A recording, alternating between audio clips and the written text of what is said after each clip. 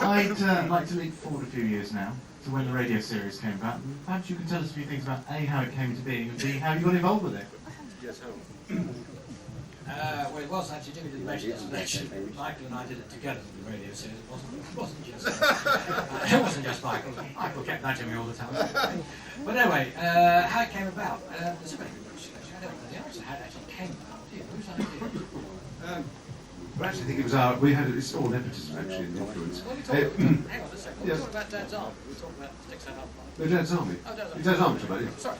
We had the same agent as David Craft and Jimmy Pritchard. And he said, the thing about doing the radio, BBC approached them, and they said, which I do, and so keep it in the family, as it were.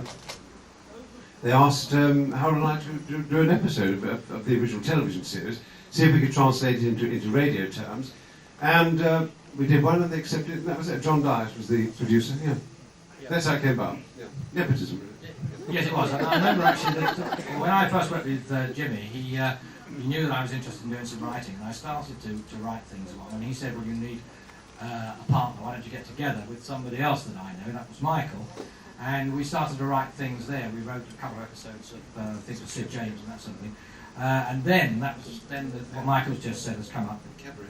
Cabaret for Bill Pertwee. Yes, indeed. We used to write cabaret material for Bill Pertwee. That's his right. name, Yes, yes. on his career, right down there. Yeah, so that was the first thing we did, wasn't it? Yes. Anyway, question. There must be enormous technical difficulties, as was touched on earlier, about turning something that's very visual in places into a radio script. How did you approach that problem?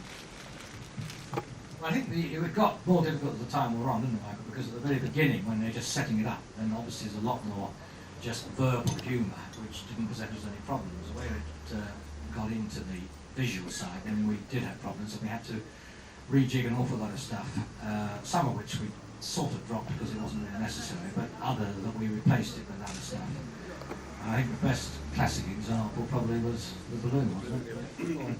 Well, the problem is with radio is you can't just float someone off in a barrage balloon up in the sky. You all know the episode, don't have to float. So we thought, I know what, we'll put Clive alongside Arthur and send them both up on the barrage balloon, and they can talk to each other up there, so we know where we are then in relationship between the ground and Arthur talking to, which was not in the television script, of course.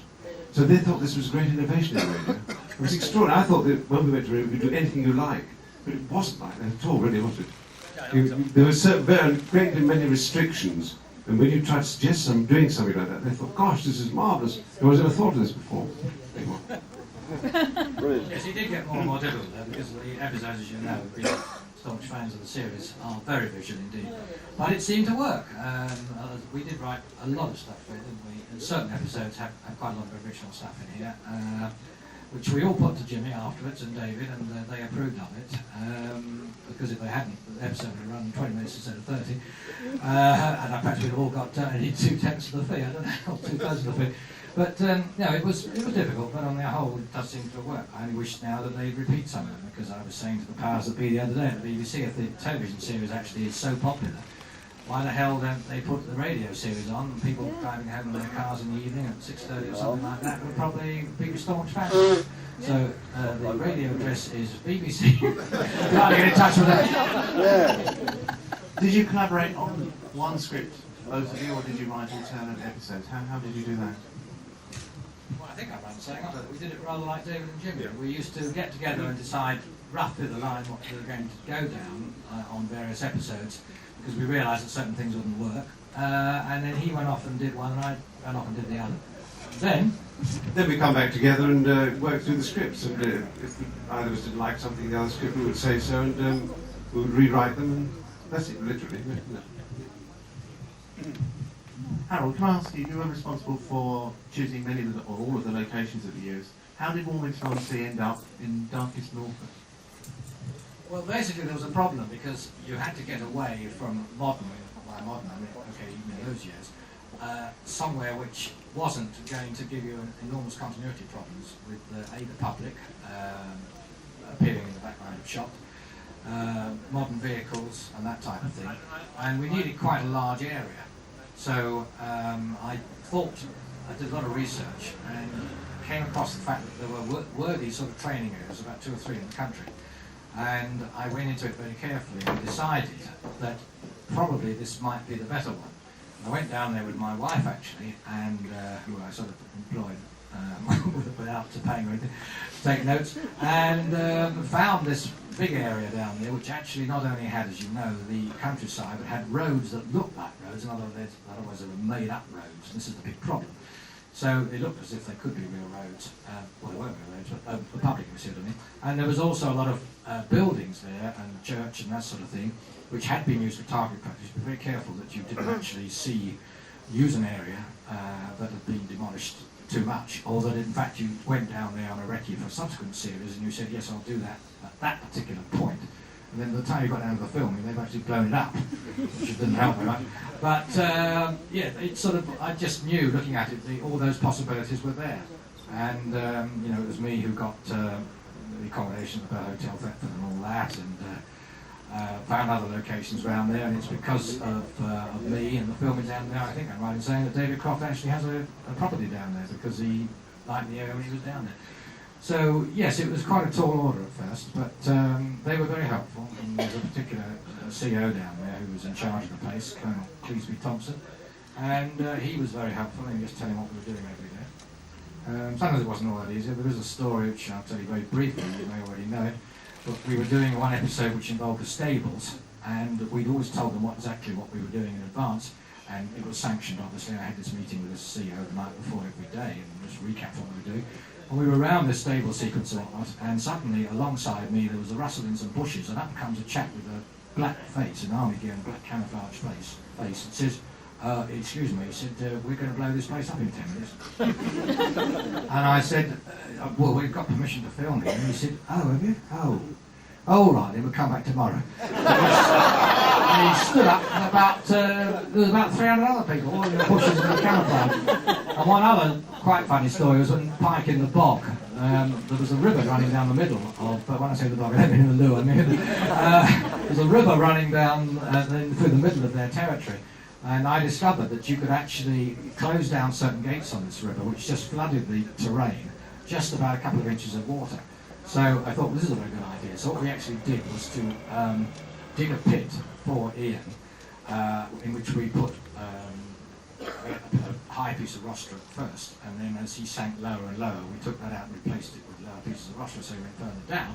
But we flooded, by using this sort of sluice gate thing, the entire area, just about a couple of inches. But then, of course, there was the big pit, especially dug for him to go down.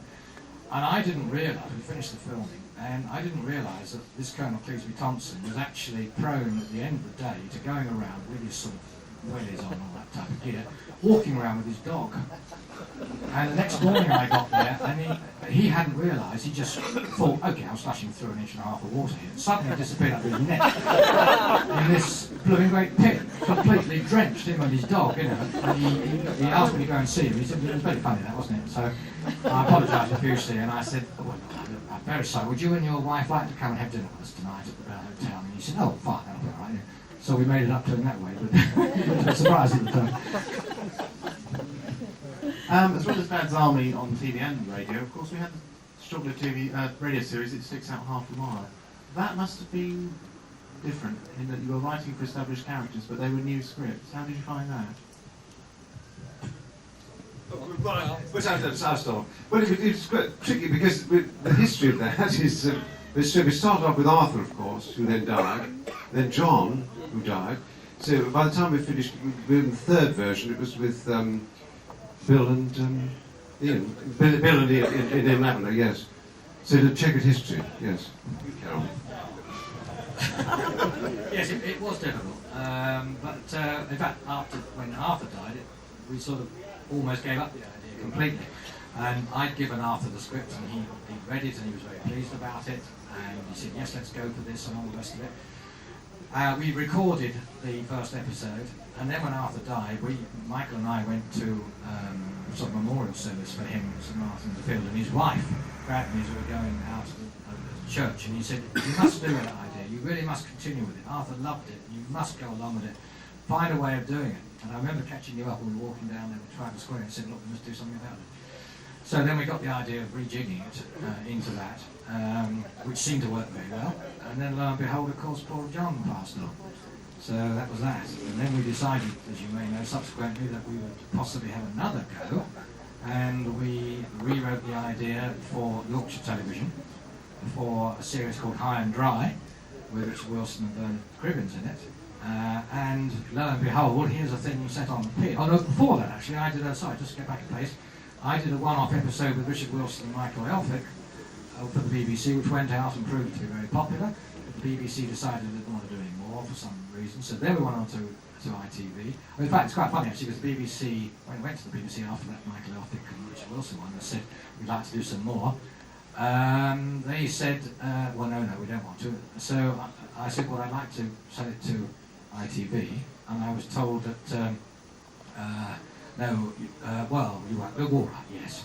So I went off, and within a week we'd sold it to Yorkshire Television, which was very embarrassing for them, for the BBC, because they got back to me, the Director General then, and got in touch with me. It doesn't happen very often, certainly John Burwell would do this these days, and got in touch with me and said, you'll have to write it under another name, which is what I say, so it came up under Alan Sherwood, and we wrote this series, and it went out on ITV, but I was very surprised because here you are doing a series that's set on a pier, and you'd expect, let's face it, to see the horizon and seagulls and wind and all that sort of thing, normal things you associate with the pier, and the whole bloody thing I discovered had to be shot in a studio and partly in a warehouse in Leeds, which was very strange because it had some union regulation which meant that sparks couldn't go, electricians couldn't go away for more than 3 days without coming back again.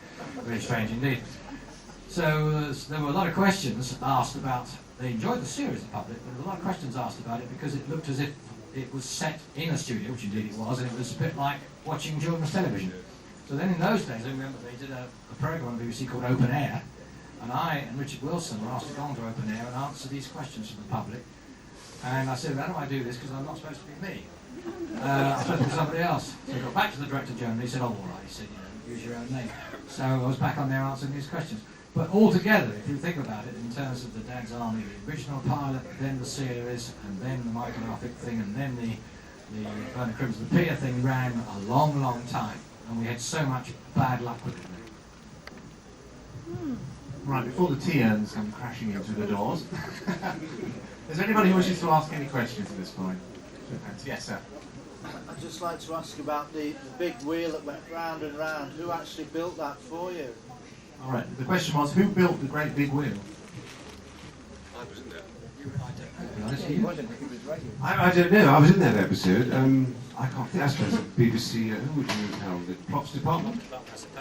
It was a marvellous effect, wasn't it? Yeah. I think yes, it would be. Unless they got some specialist firm in to make it. It was huge. It took days to shoot that sequence. I'll tell you. Yeah.